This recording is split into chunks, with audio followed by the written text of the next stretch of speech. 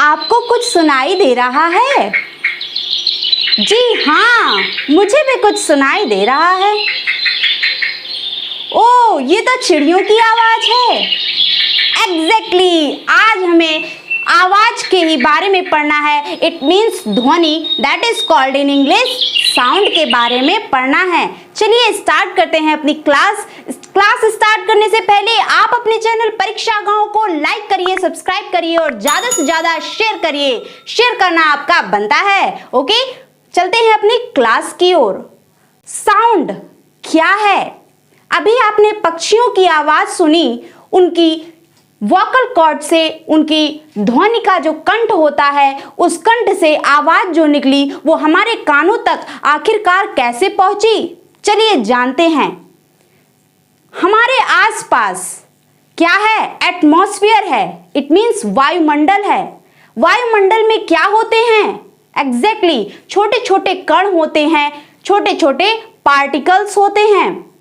जैसे ही इन पक्षियों के कंठ से ध्वनि निकली, वैसे ही क्या हुई, इनकी जो ध्वनि निकली थी उसने क्या करा, वायुमंडल के कणों में एक ऊर्जा दी, एक एनर्जी दी, और वो एनर्जी कणों ने क्या किया, अपने अगले पार्टिकल्स को, अपने अगले कण को ट्रांसफर कर दी। और ऐसे ट्रांसफर होते होते हुए हमारे कानों में आ गई उनकी ध्वनि। सही कह रहे हैं ना? बिल्कुल यही प्रोसेस आपका होता है किसी भी साउंड का उत्पन्न होने की प्रक्रिया में। All clear? तो यहां पर हम क्या कह सकते हैं कि साउंड कैसे उत्पन्न हुआ, चिड़ियों की आवाज हमारे कानों तक आखिरकार कैसे पहुंची।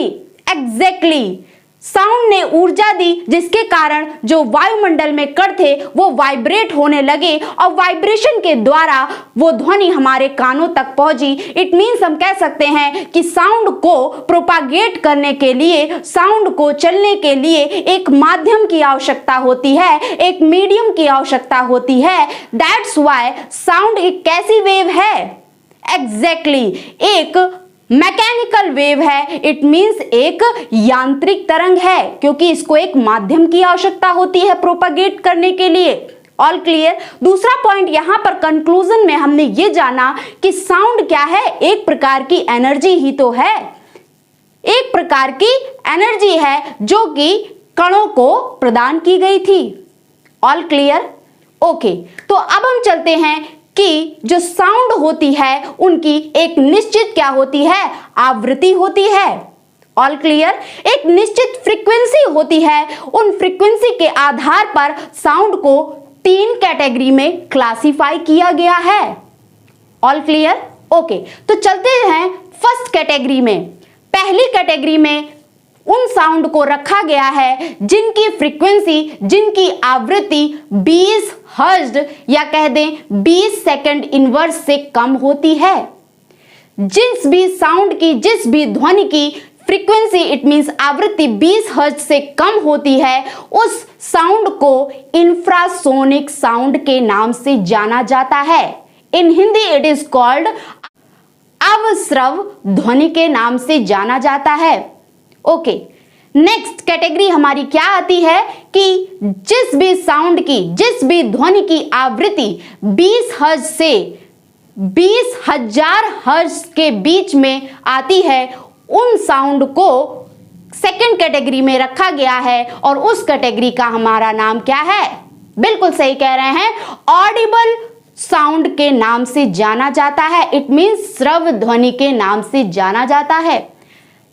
थर्ड हमारी कैटेगरी वो कैटेगरी है जिसमें आवृत्ति, इट मींस फ्रीक्वेंसी 20,000 हर्ट्ज से क्या हो जाती है, अधिक हो जाती है।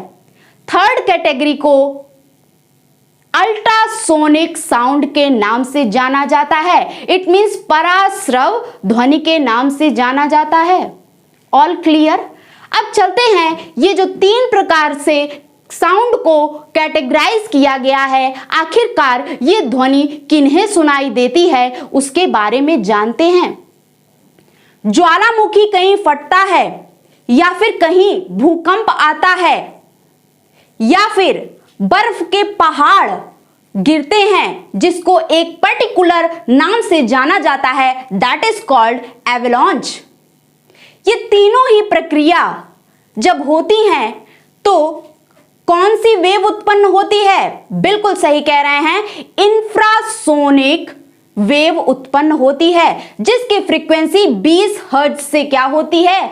कम होती है। फ्रीक्वेंसी यदि कम होगी तो हमें पता है कि फ्रीक्वेंसी और वेवलेंथ, इट मींस आवृत्ति तथा तरंग दैर्ध्य के बीच इनवर्सली प्रोपोर्शनल का रिलेशन होता है, दैट इज कॉल्ड व्युत्क्रमानुपाती का संबंध होता है। सो हम कह सकते हैं कि इंफ्रासोनिक वेव वो वेव होती हैं जिसकी वेवलेंथ क्या होती है? अधिक होती है। तो जब भी अर्थक्वेक आता है, इट मींस भूकंप आता है या कहीं वोल्केनो ज्वालामुखी फटता है या फिर कहीं बर्फ के पहाड़ गिरते हैं तो वहां पर जो वेव उत्पन्न होती है वो इतनी उसकी ज्यादा तरंग होती है कि किसको किसको सुनाई दे जाता है? दूर कहीं हाथी होगा उसे सुनाई दे जाता है, एलिफेंट्स को सुनाई दे जाता है, व्हेल्स को सुनाई दे जाता है, गेंडा, राइनोसेरस जैसे जीव जंतुओं को सुनाई दे जाता है। All clear? ओके। 20 हर्ट्ज से 20,000 हर्ट्ज तक की जो फ्रीक्वेंसी होती है उसको हम किस वेव के नाम से जानते हैं? बिल्कुल सही, ऑडिबल वेव के नाम से जानते हैं, that is called in Hindi श्रव्य तरंग के नाम से जाने जाते हैं। Audible waves that is called the श्रव्य तरंगे। जितने भी ह्यूमन बींग्स होते हैं, मानव होते हैं, उन सभी को ये तरंगे आसानी से सुनाई दे जाती हैं।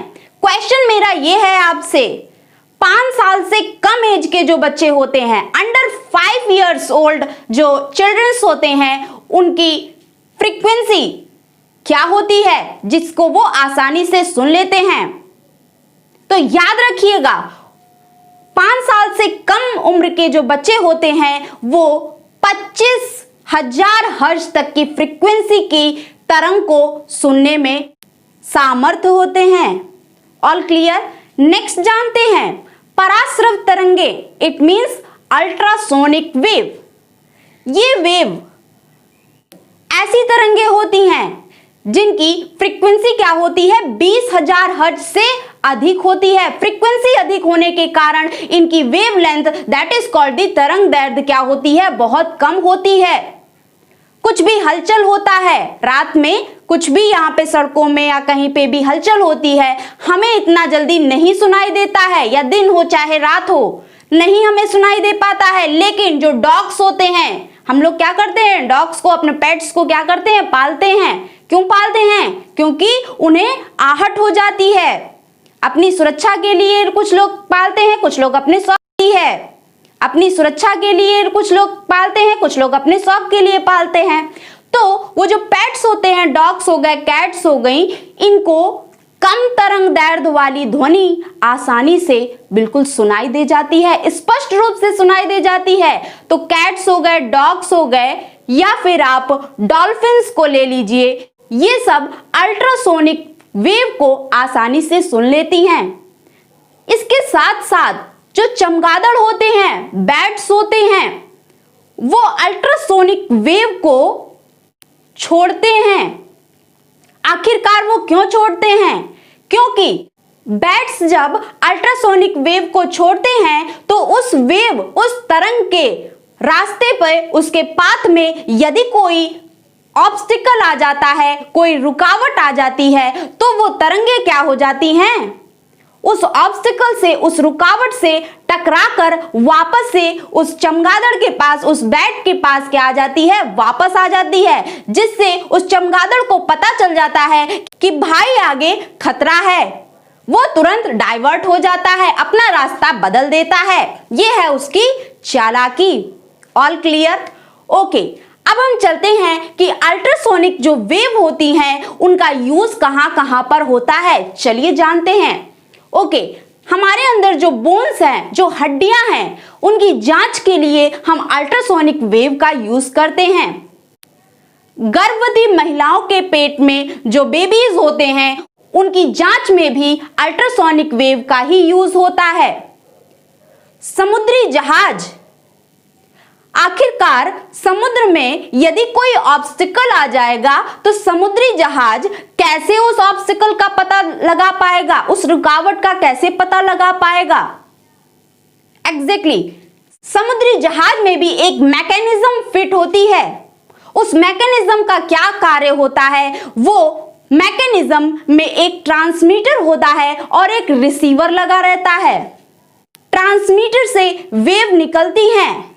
कौन सी वेव? एग्जैक्टली, अल्ट्रासोनिक वेव ही निकलती हैं। और यदि कोई ऑब्स्टिकल होता है तो यही अल्ट्रासोनिक वेव उस ऑब्स्टिकल से टकराती हैं, और यदि टकराएंगी तो वापस से तो जरूर से जरूर आएंगी, और जब आएंगी तो रिसीवर उसे रिसीव कर लेगा, और इस प्रकार से जहाज में जो भी हमारा कैप्टन होगा उसे पता चल जाएगा कि भाई यहां पर खतरा है। तो समुद्री जहाज में इस मैकेनिज्म को आखिरकार किस नाम से जानते हैं आपको पता होना चाहिए। एग्जैक्टली, सोनार के नाम से जानते हैं, SONAR, फुल फॉर्म। बिल्कुल सही कह रहे हैं, साउंड नेविगेशन एंड रेंजिंग। इसका फुल फॉर्म क्या है? बिल्कुल सही, sound navigation and ranging. Next जानते हैं, कोई भी आप मैटर ले लीजिए, कोई भी पत्थर ले लीजिए, पुराने जमाने के जो पत्थर होते हैं उसको तोड़ना नहीं चाहते हैं, लेकिन उसकी प्रॉपर्टीज जरूर जानना चाहते हैं। जितने भी खोजकर्ता होते हैं अक्सर वही करते हैं, ठीक है ना। हम लोग तो तोड़ तोड़ के कुछ भी उसका कचूमड़ बना देते हैं, ठीक है ना। लेकिन जो खोजकर्ता होते हैं उनके लिए वो बहुत ही प्रीसियस चीज है, बहुत ही कीमती चीज है। वो सब कलेक्शन करते हैं और उनकी प्रॉपर्टीज को जानते हैं, वो भी बिना तोड़े। कैसे जान लेंगे? बिल्कुल सही, अल्ट्रासोनिक वेव का यूज करके उस मैटर को, उस पदार्थ को बिना तोड़े उसकी प्रॉपर्टीज की, उसकी विशेषता को जान लेते हैं। All clear?